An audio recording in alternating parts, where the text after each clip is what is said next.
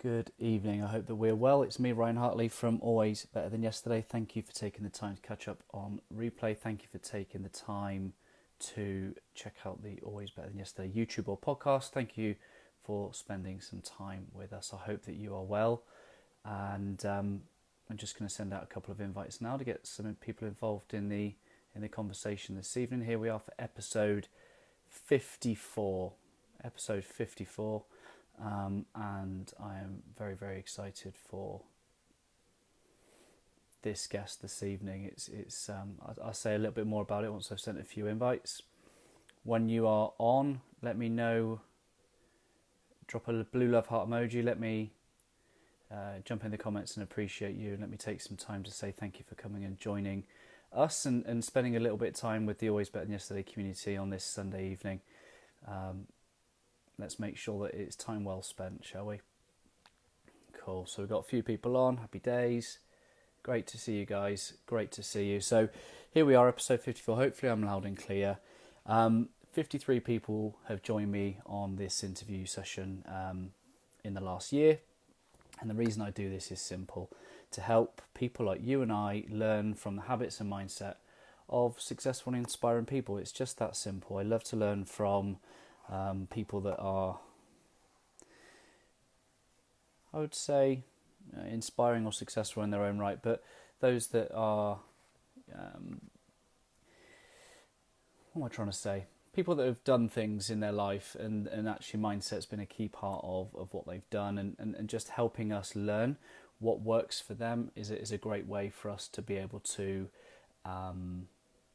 try something else in our own life. I believe that the way that we think will inform the way that we act and ultimately the results that we get. So hopefully it will change your thinking this evening.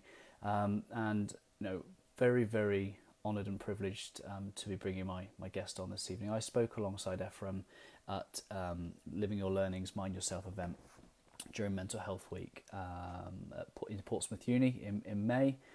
And never have I believed that a talk can change your life, and I genuinely mean that. The talk that Efrem gave will stay with me. The perspective that it gave me was just massive. So much inspiration taken away, and I won't say too much because that's why I'm going to bring Efrem on and help him share his story. But it was truly, truly powerful. Now I believe that. And I think it's worth sharing this live stream right now. So if you can take the time and just push that share button, and we'll try and get as many people involved in this conversation as possible, because I genuinely believe there's going to be something in this conversation that you or one person in your network is going to want to hear. And now, hopefully without any hitch.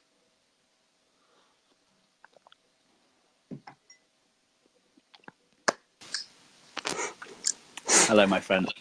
Hello. Just working the technical stuff out. We're good. You are on. How are you?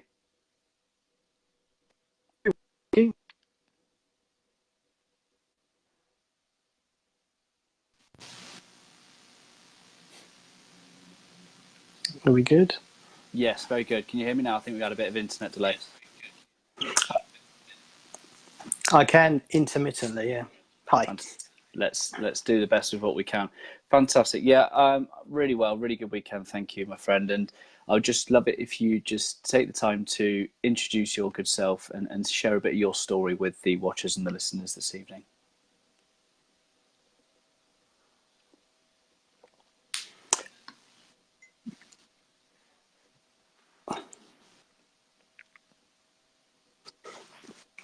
Yeah, of course. I'm getting a bit of a delay, so it's coming through a number of times. Hopefully it all works out on the technical side of things. Obviously, I met you a good few months ago when we did the talk down in Portsmouth, which I think was quite successful for all of us. Yeah, I'm still getting a bit of bounce back on the sound. I'm listening to myself now. I might just pause for 20 seconds and let that pass.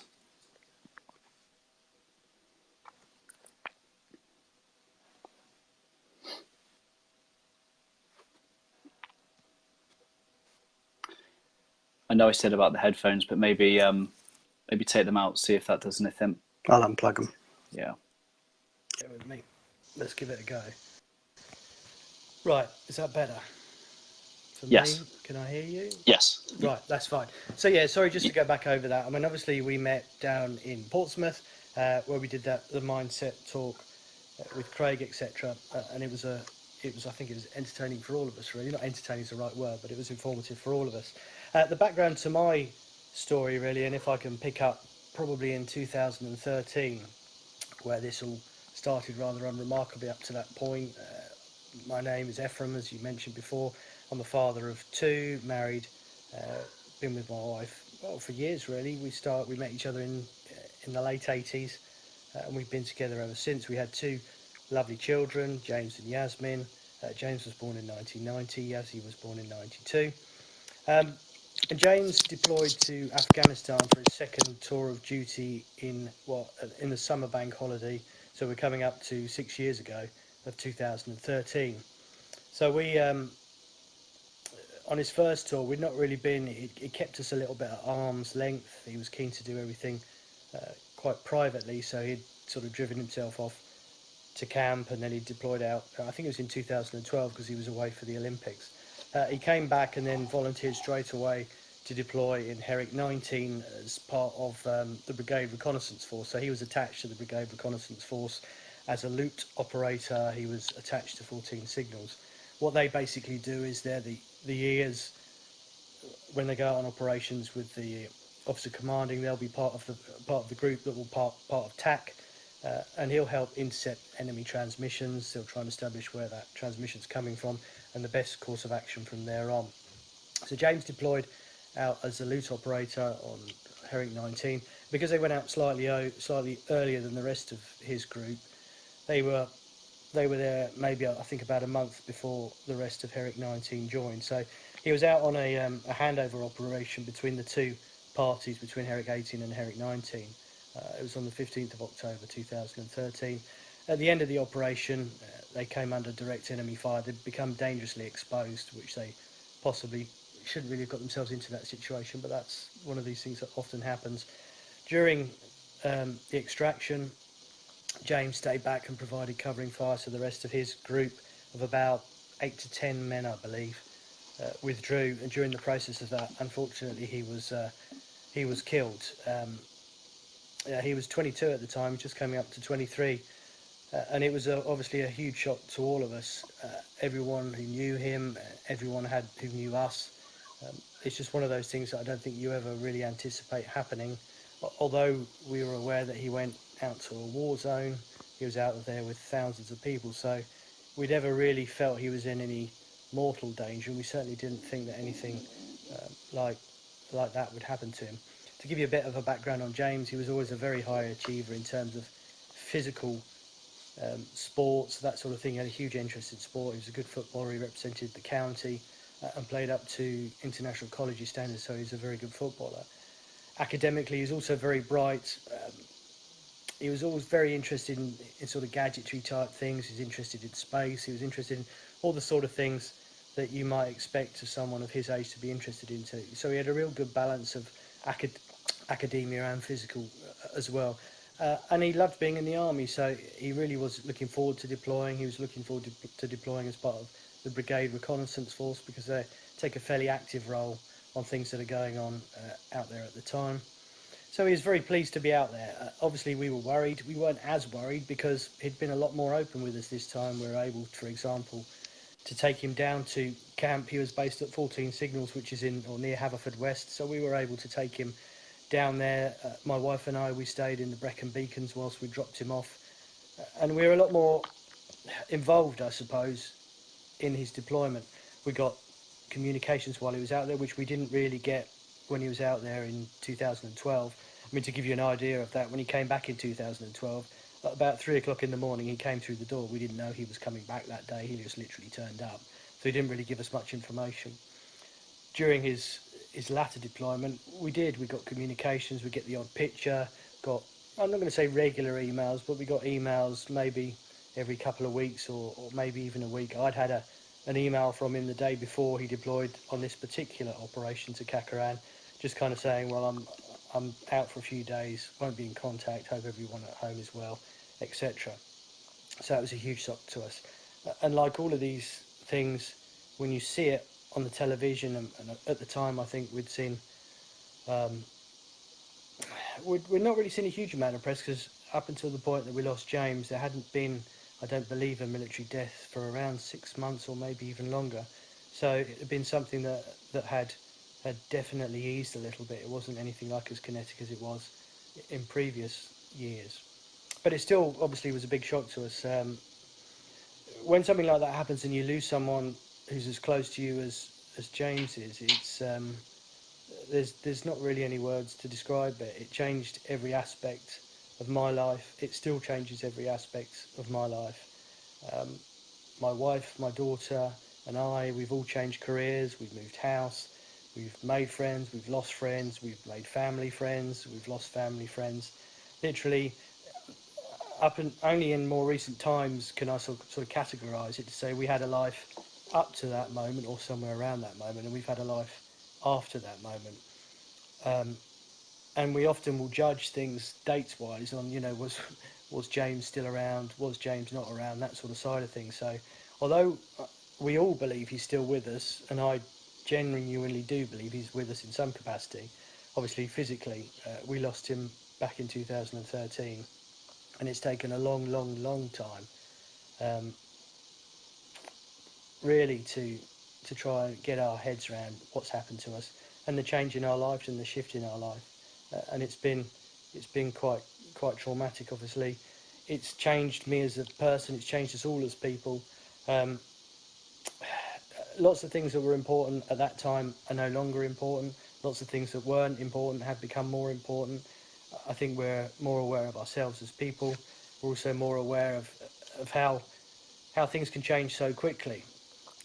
Added to this, or in the years following that, I tried to do a few things that I thought he maybe would have done when he got back. So, for example, he was booked into do P Company when he came back from Afghan during his leave. So I did a little, it's called the Para 10, where you basically run around with weight on your back and do a 10-mile run and try and complete it within, I think it's an hour and 55. So I did that. I also took part in the second series of SAS Who Dares Wins in Ecuador.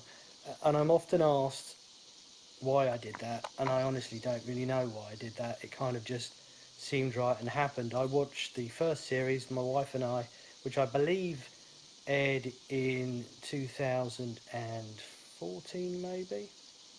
So it was very soon after James had died, and a lot of it was filmed in the areas where James was based. He'd done a lot of training, obviously, in Brecon, as most army personnel have, or forces personnel have, but it was also filmed a lot closely to Haverfordwest and that 14 Signals, and we'd actually been to a number of places during.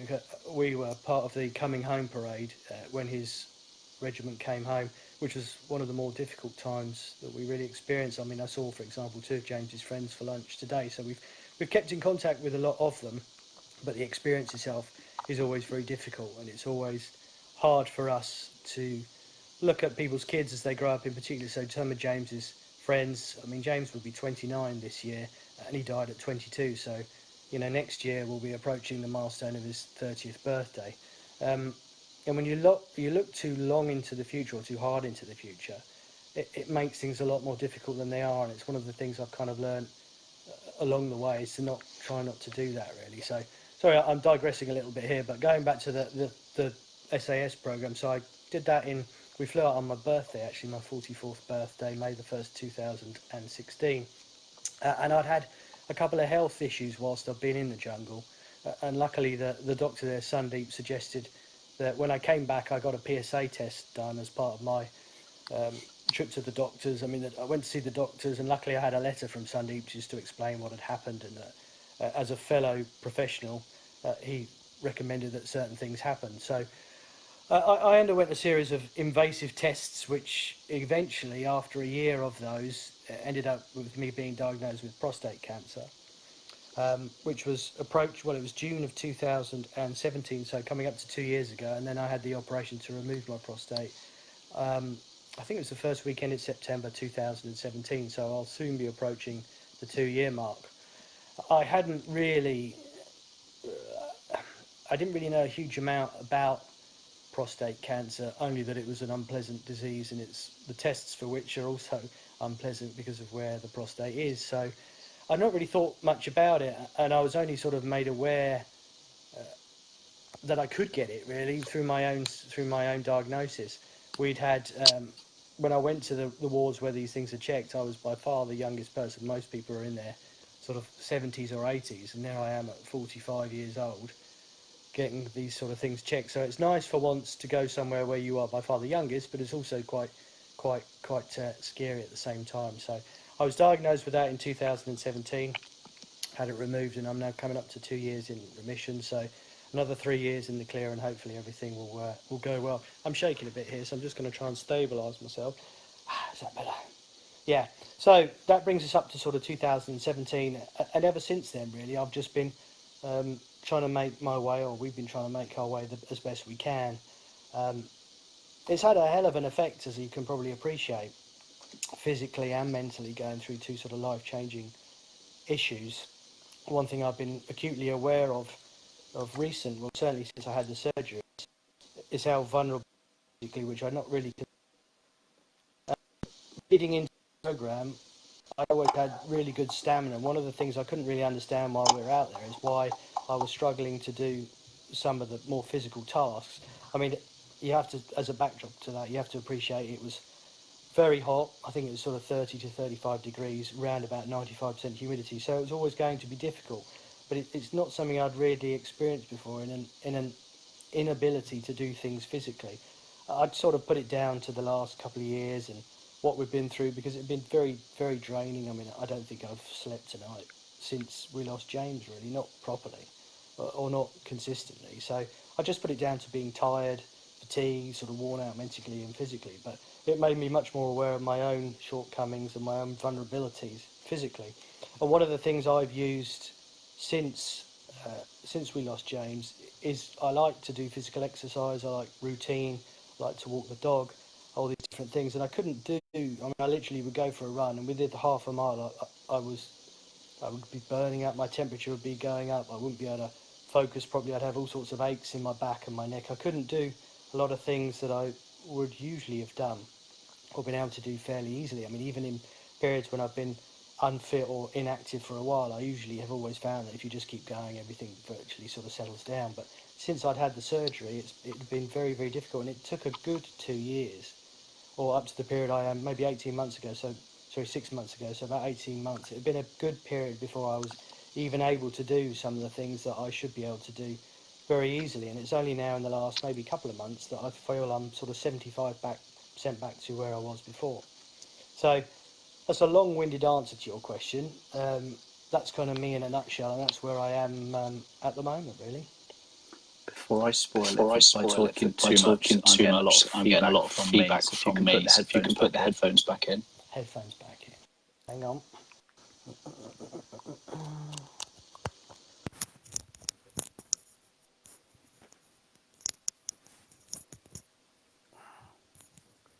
Right.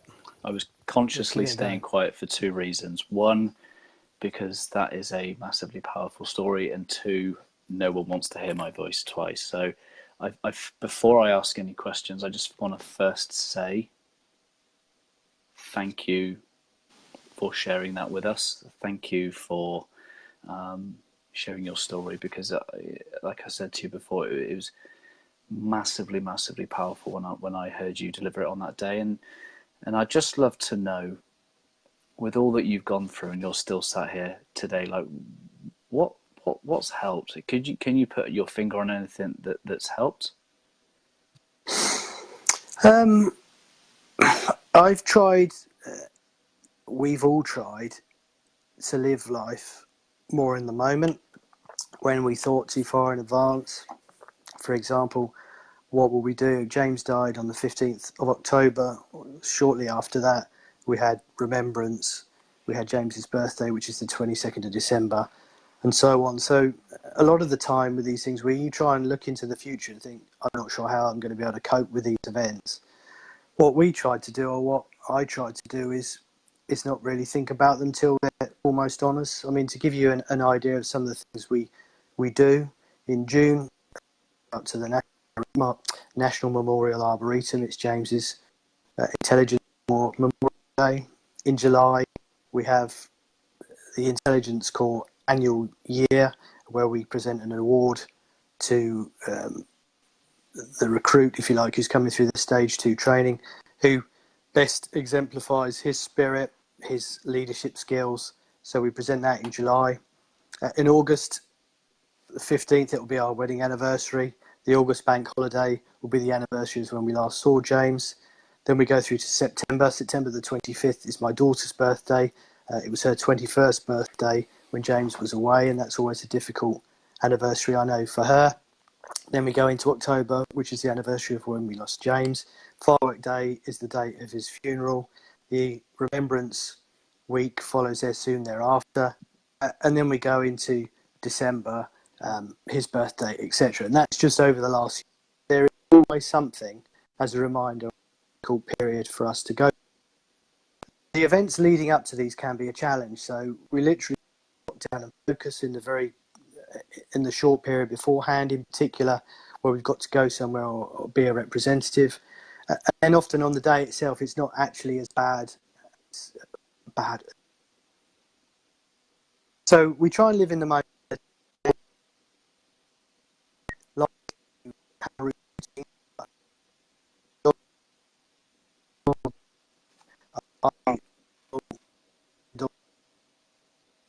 So I'll which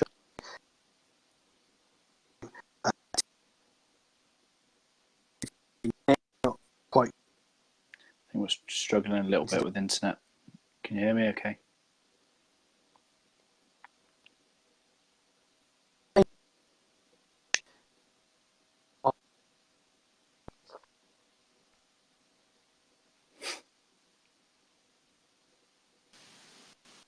Are we working? There we go. Is that better? Working? No. There you go. I can see you now.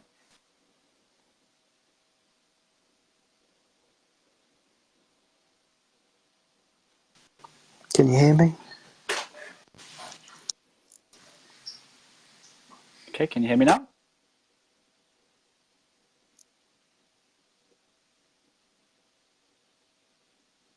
Just bear with us, guys. We've got a little bit of technical, as we always do on a Facebook Live. So I can still see you, my friend. Can you hear me? I can hear you fine. Can you hear me? Fantastic. There we go. I can hear you now. You touched on your son's leadership. What comfort can you take from that?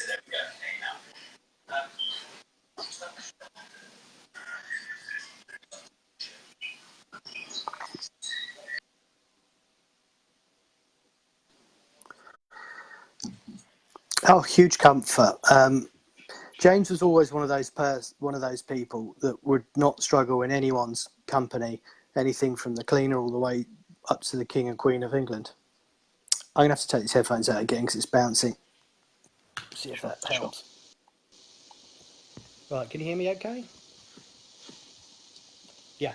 So James was always someone that we could put in any environment, in any situation, and we'd never really have to have any concerns about him. That really started from a very young age. He played a lot of high quality football, and he tended to be the sort of guy that would naturally take on that sort of leadership role.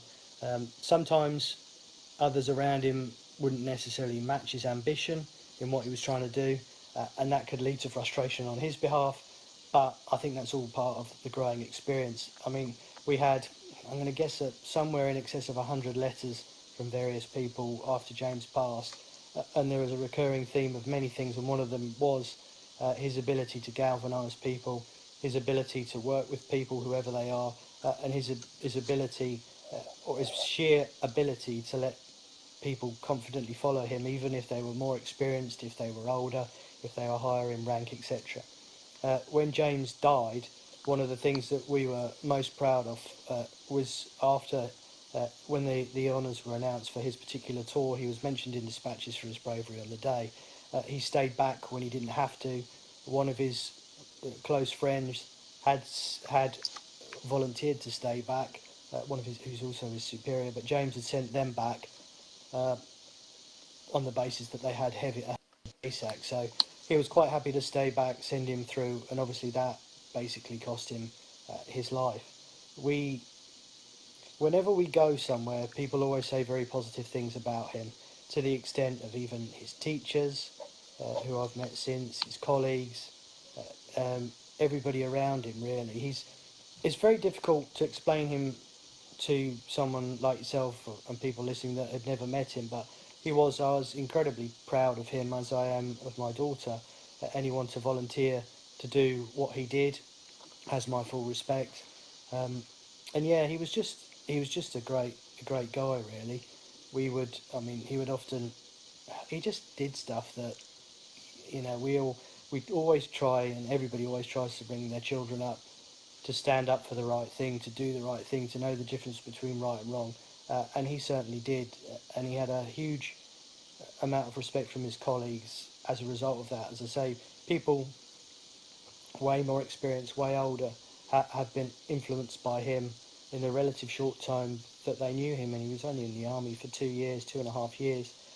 And he'd made his way quite quickly. I mean, he'd been selected for promotion when he got back, so he would have gone to a corporal when he got back. He was just an all-round really terrific guy, and physically he was immensely strong.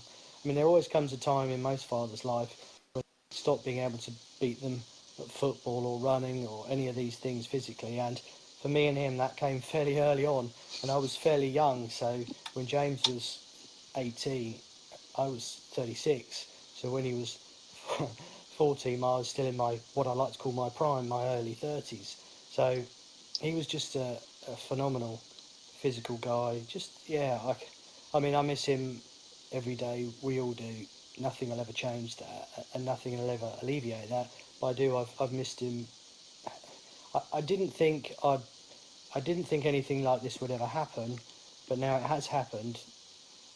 Not having had any stories of his life for the last nearly 6 years has been one of the most difficult parts of it. So whenever you have, the things I've done since, and there has been good days, there are always good days. We got the opportunity to meet Her Majesty the Queen. I did the SAS thing, which was fun. I met some great people and some new friends. Lots of things that we've done. I would want to share them with him probably first, and obviously I don't have the opportunity to do that, so that's very difficult. We both had a huge overlap in the things that interested us in terms of music, cars, sport, football in particular, but we would have many conversations about all these things, but of course I haven't been able to do that for a long time. I've had to get used to it, but it's difficult, and it's still difficult. It will never stop being difficult, and I accept that.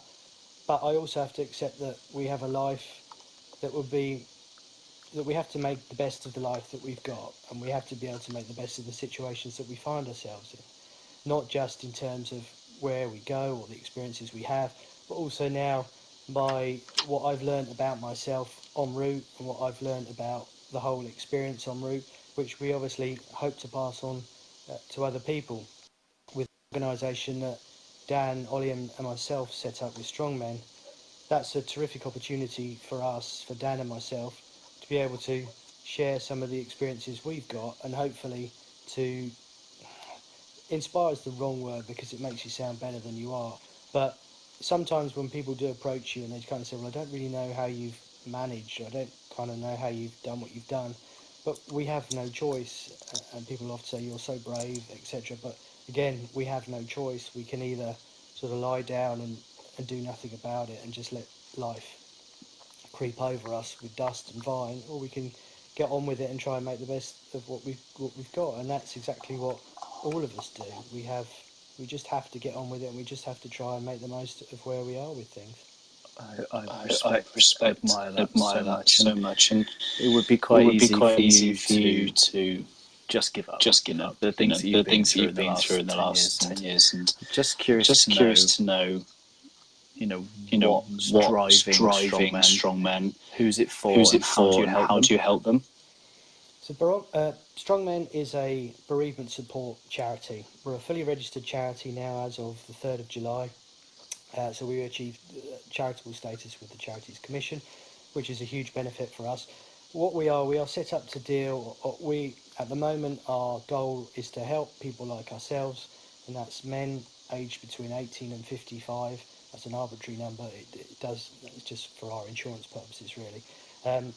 To help men like us that have experienced a bereavement of a close family friend or a close member of the family, and try to really put some of the things we found that have worked for us across to other people.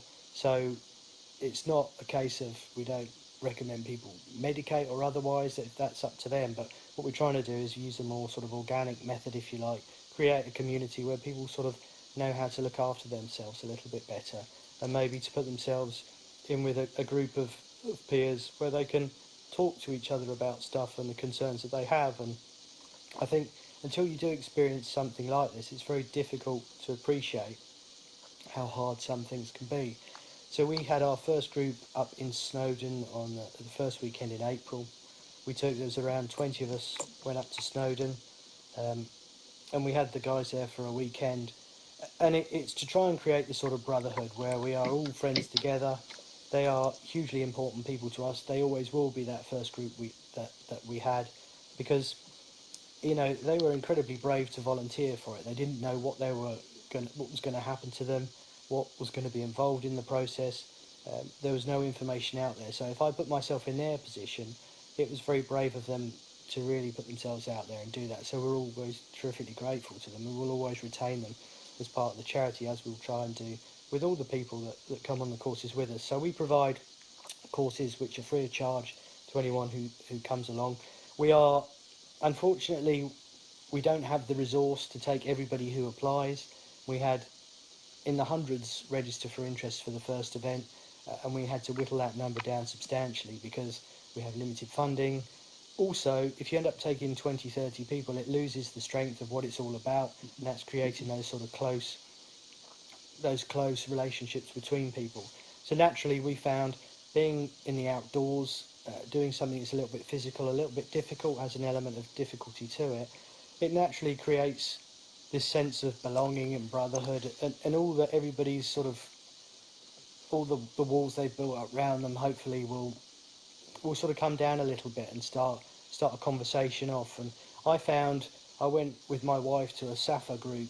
There was a bereaved families group which they scale right down on the funding of now, but at the time I went with her, and the one thing I took from it was how comfortable I was sat in a room with people in a similar situation to me. Whereas usually when you sit with your friends or family, they can't really associate with what you're feeling or what you've been through. And just to hear people say, the same sort of things as me or the same experiences as me, made it sort of lodged in my head as, this is the one thing I'll take away from this as being a useful thing. And if we can then take that back and push it out to others, then happy days. So that's what we try and do. It's an organic product, if you like. We're trying to increase the number of courses we do.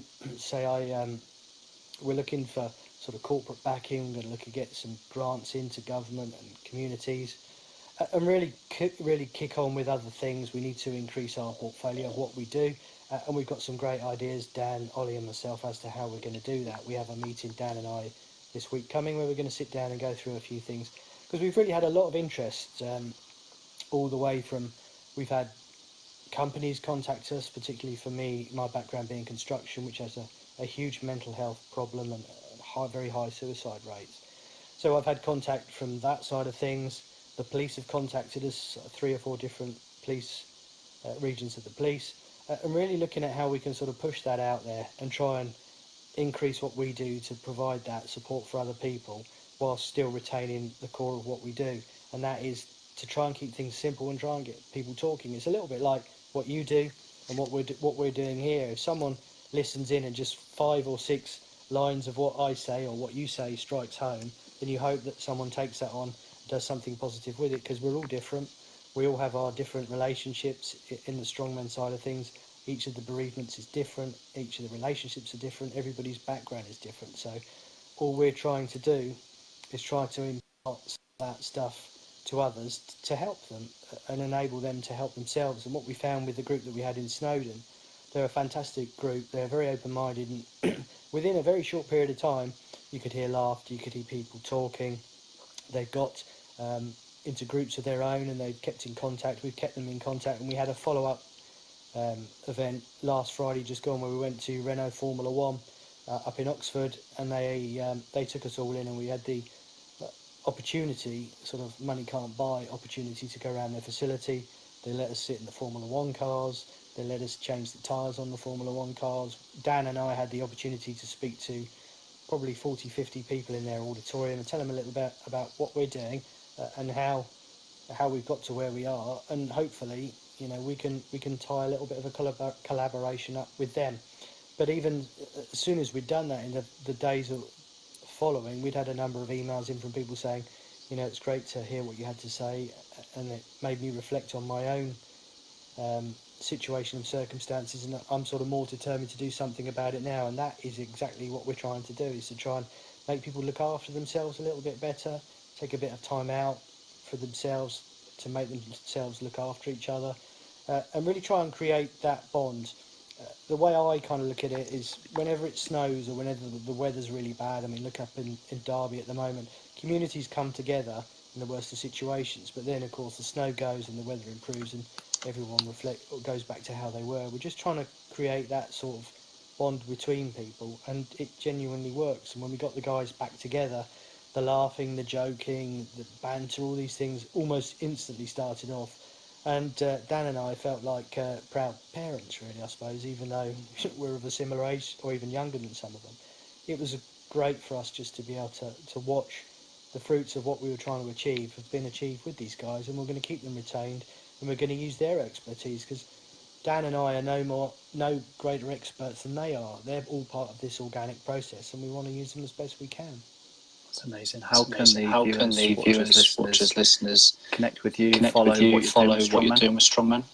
We're on the usual social media side of things: Instagram, Twitter, Facebook, and LinkedIn.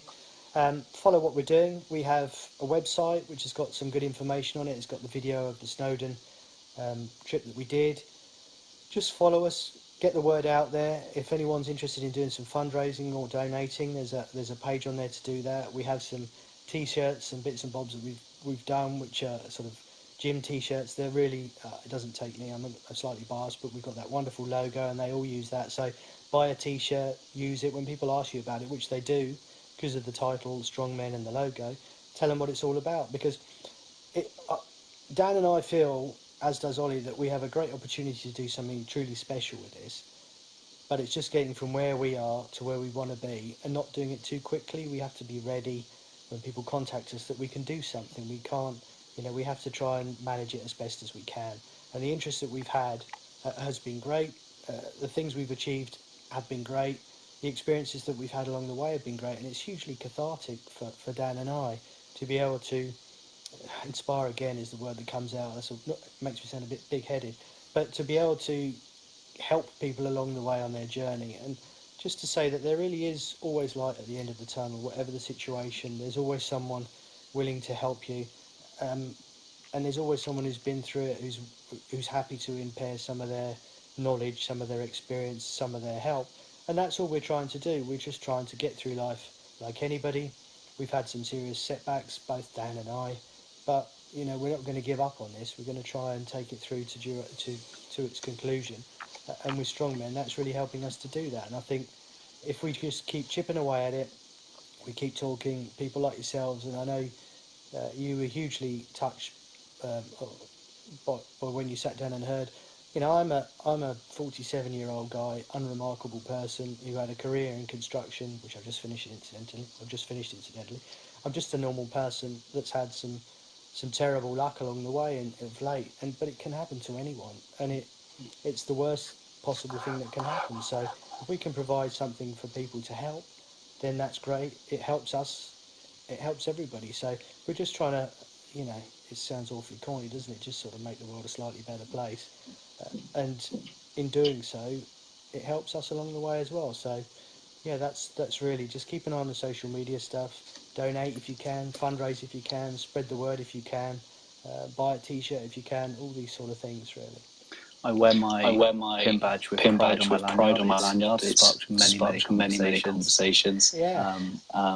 And I will be going to get myself one of those t-shirts straight after this conversation. Good man. Yeah. It does make us feel great when you see the effect it has on people, and when you see people who fundraise for us that we've never met, we don't know, but they've put themselves out there to do that because they believe in what we're doing. It's very humbling, and word gets around that way, and we're trying to do this in the right way. We're not trying to dumb anything down. We don't want to have a mass amount of people. We don't want to take 50 people on a course and lose that personal touch with them. We want to keep the numbers low so we've got that connection with them. But it means we have to do more courses with less people on, so it just means more time, more admin, more cost. But that's the way that we firmly believe is the way forward. I like that. And because I do corny, and I've labelled my coaching ethos always better than yesterday. I'm just curious to know what that phrase always better than yesterday means to you. Well, when we started off on this journey, and it's a word I hate, but I use it, back in October 2013, we just tried to get through sometimes 10 minutes, sometimes an hour, sometimes half a day, sometimes a day, sometimes a week, month, so on and so on. So that's the ethos. Really is a similar sort of thing. With what I'm doing, I try to always have a little plan in my mind how we're going to get to where we want to get to, whether that's with StrongMen or whether that's personally. I'm hugely lucky that I have a fantastic wife who we have a great relationship, and an absolutely outstanding daughter who really does make me incredibly proud to see her pass through life with in such a unique and wonderful way. She's a wonderful young lady. So I just try and make those around me happy. They make me happy, and consequently I try and make other people happy, and just try and do things that, experiences. My wife and I try and do something every month that's slightly different, whether that's just going to the cinema, whether we're going to do something, go on a holiday, just try and take time for ourselves. So the goal in all of this is just to keep surviving and help our life continue to stay in balance as best as we can do. We accept that there's going to be difficult days.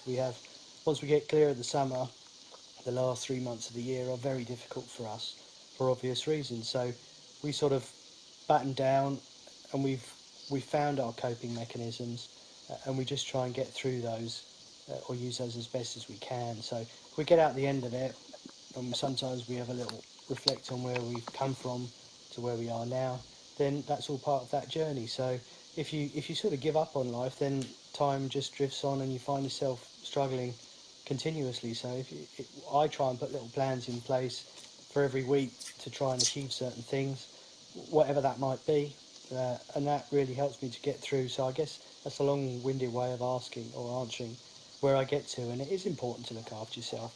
I didn't really realise that until I was diagnosed with cancer, which is I'll never be 100% sure, but I'm pretty sure it was a stress-related issue. I'm fairly resilient mentally, and I think physically I just sort of didn't look after myself as well as I can, and naturally that just took a bit of a hammering. So you do have to take time out, and as you get older in particular, you just look after yourself, and that's really the key to this, whether it's physically or mentally. And with StrongMen, where we have the balance of physical and mental health, they sort of go together arm in arm. They're both part of the same cog. And I think once we get to a physical balance with ourselves, it does make you feel better mentally. And that certainly works for me. And when I can't do that, I really do notice it in myself, and I can pick up when trouble's brewing. I can sort of feel it in myself, so I can consciously do something about it. So that's kind of where I am with that at the moment. I just want to say to those of you that are watching and listening this, and you've made it through to the end, thank you for staying with us. I have no doubt that you've been moved by what Efrem has shared. Please do share this with timeline or someone in their inbox, someone that needs to hear this. And Efrem, let me just say to you and your family, I have such respect and admiration for you. And thank you for coming in, joining us this evening. Would you do me the honour of leaving us with a final thought from your good self? Final thought. What is a final thought? I don't really know what I can say on that because I'm not very good at corny, unlike your good self. I think I don't really know, to be honest, mate. Just sort of keep on going, really, and do what you want to do in life. You and I spoke when we finished the Portsmouth gig, and I know you were keen to sort of have a chat and where you were going with stuff. You just got to do what you want to do in life because you're only here once, and you know, obviously everyone has a financial pressure on them, but I mean, I gave up work at the end of June. It's the best thing I could have done for my own well-being. It means I've got no salary, but I feel 100% better in myself for doing it. So do what you want to do in life and follow the best course of action for you. I'm not going to say follow the dream because sometimes the dream is a little bit nuts. But you just got to do what you want to do to make yourself appreciate life, really, because it's all about experiences. It's not about money. I know money can buy experiences, but experiences are so much more important. And if you have the opportunity to do what you want in life, then that's what it's all about for me. Thank you so much Thank for you so taking the much for time. taking the Thank time. you for Thank you everyone for everyone that's taken taken the time to join us to as join well. us as well. I hope you I have a hope great you have a week. great week. Much love, Much everybody. love, everybody.